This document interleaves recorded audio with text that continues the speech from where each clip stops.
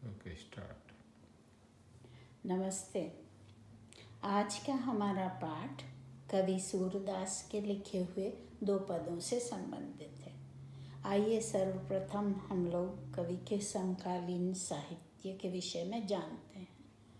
मध्यकाल में हिंदी क्षेत्र में राजस्थानी, मैथिली, ब्रज, अवधी, खड़ी बोली आदि अनेक भाषाओं में साहित्य की रचना की जा रही थी।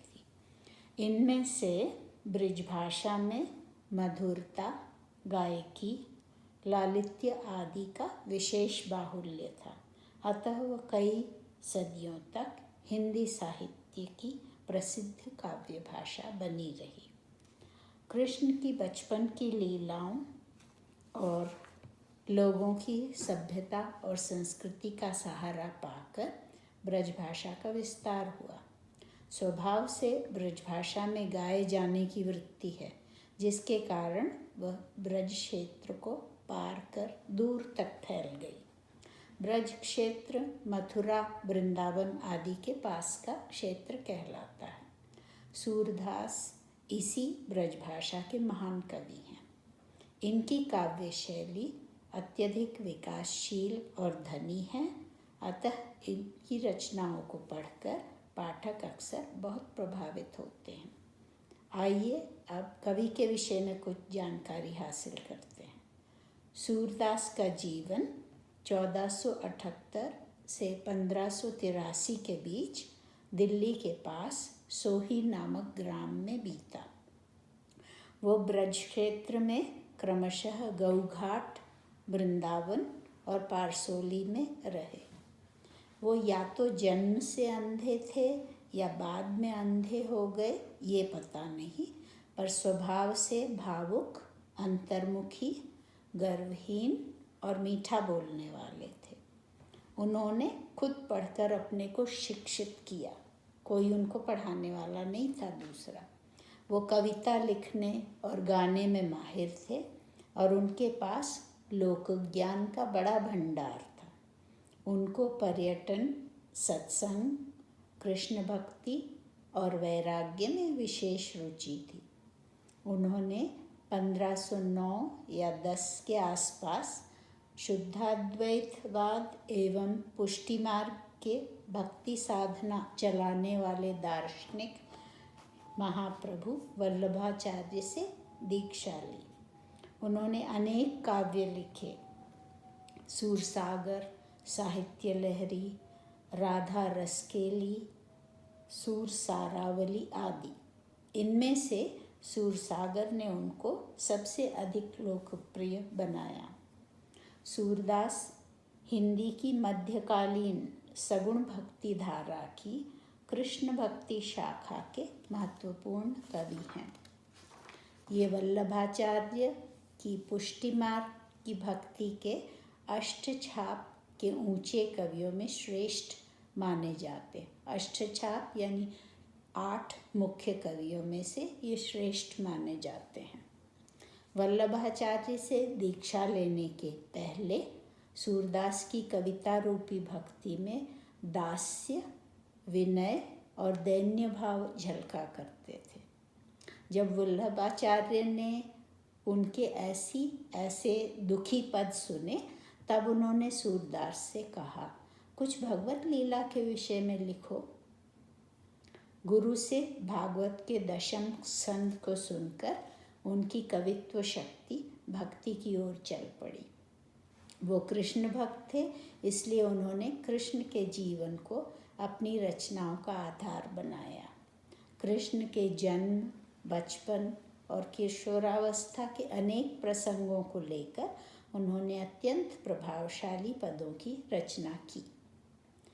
सूरदास के काव्य में 3 प्रधान विषय हैं। विनय भक्ति, वो ईश्वर को स्वामी और स्वयं को ईश्वर का सेवक मानते हैं। वात्सल्य यानी माता पिता का अपने बच्चों के प्रति प्यार, उसका भाव, और प्रेम, श्रृंगार यानी प्रीति की अभिव्यक्ति। ये 3 मुख्य विषय उनके काव्य में झलकते हैं। उनके काव्य में बड़ी ऊंची ऊंची बातें नहीं हैं, परंतु भावना की गहराई का प्राधान्य है। वात्सल्य की पदों की रचना में तो उनका कोई जोड़ है ही नहीं। इन पदों को पढ़कर पाठक अपनी रोज़मर्रा की मुश्किल कठिनाइयों से दूर होकर वात्सल्य रस में रम जाता है। उनके पदों में भक्ति और श्रृंगार की एकता दिखाई देती है। संयोग और वियोग यानी प्रेमियों के मिलने और बिछुड़ने की अवस्थाएं दोनों उनकी रचनाओं में मिलती हैं। इससे पाठकों को पता चलता है कि सूरदास मानव हृदय की भावनाओं की गहराइयों को खूब समझते थे तथा उनका वर्णन करने में सक्षम थे। मध्यकालीन गाने का कौशल सूर के पदों में खूब झलकता है। उनमें हम कवित्व, संगीत, चित्रकला, मूर्तिकला, नाट्यकला आदि का अनोखा संगम पाते हैं। पाठक सूर के पदों की सरलता से स्वरबद्ध कर सकते हैं। तत्कालीन समाज में फैले हुए दबाव, सामंतों का शोषण, सांस्कृतिक उथल पुथल, गरीबी, विदेशी आक्रमण आदि के कारण मानसिक कड़वाहट, ईर्ष्या आदि के भावों को मानो सूर के पद हटा देते हैं। इस प्रकार लोगों के मन में जीवन के प्रति नई ऊर्जा और उमंग को भर देते हैं। मानसिक रुकावट को दूर कर नवस्फूर्ति को भरने के काम विशेष रूप से सूर ने किया। सूरसागर से लिए हुए ये दोनों पद वात्सल्य भाव के हैं। इनमें पाठक सूर की अलौकिक कवित्व शक्ति का परिचय पा सकते हैं तथा भाषा, शैली, संगीत आदि के गुणों को देख सकते हैं। प्रथम पद में कवि सोए हुए बाल कृष्ण को जगा रहे हैं। द्वितीय पद में बाबानंद की गोद में बैठे हुए कृष्ण भोजन कर रहे हैं।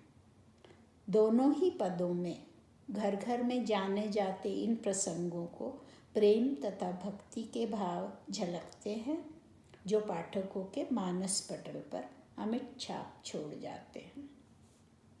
पदों की विस्तार से व्याख्या चर्चा करने से पहले आइए उनके कथावृत्त को जान लें।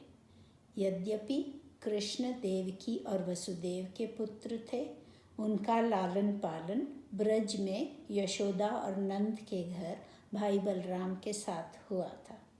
प्रस्तुत दोनों पदों में कवि पहले में नन्हे कृष्ण को जगाने का और दूसरे में उनको खाना खिलाने का वर्णन करते हैं। अब पहले हम प्रथम दो पंक्तियों को पढ़ेंगे, उसका शब्दार्थ लिखेंगे और उसके बाद उसकी व्याख्या करेंगे। जागिए ब्रजराज कुंवर कमल कुसुम फूले, कुमुद वृंद संकुचित भये भृंग लता भूले। प्रथम केवल दो पंक्तियाँ।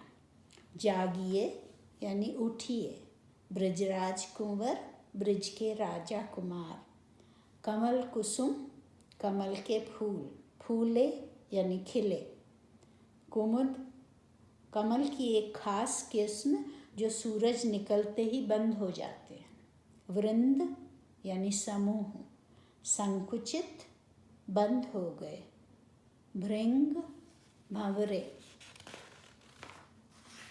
लता बेल, भूले यानी भूल गए। प्रातः काल की बेला हो गई है, बाल कृष्ण भी सो रहे हैं। उनको उठाने के लिए तत्पर माँ यशोदा कहती हैं, हे ब्रज के लाडले कुमार उठिए। प्रकृति के रंगों की ओर उनका ध्यान आकर्षित करना चाहती हैं। कमल के पुष्प खिल गए हैं, कुमुदों के वृंद बंद हो गए हैं, भंवरे बेलों को भूलकर अभी विश्राम कर रहे हैं। अब पंक्ति 3 और 4 उस अगली बार करते हैं।